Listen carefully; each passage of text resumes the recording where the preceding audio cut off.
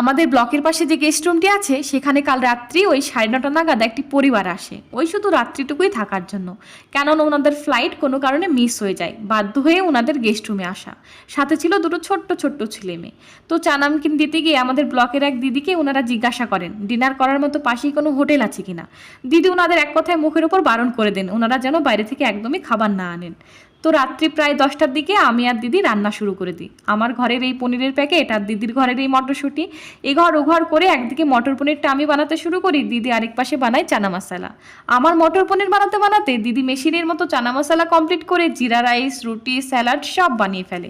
এত কিছু বানানোর পরেও দিদি বলে কি জানিস তো, মোটামুটি সবই বানালাম, তবে শেষ পাতে যদি একটু মিষ্টি খাবার কিছু থাকতো তবে বেশ জমে যেত। দিদি ফ্রিজটা খোলো। ব্যাস, দিদি মনের মতো করে সাজিয়ে গুছিয়ে ওনাদের খাবারটা দিয়ে আসে। আর খুব সামান্য পরিমাণে বেঁচে থাকা খাবার দিয়ে আমি দিদিকে এই প্লেটটা সাজিয়ে দিই।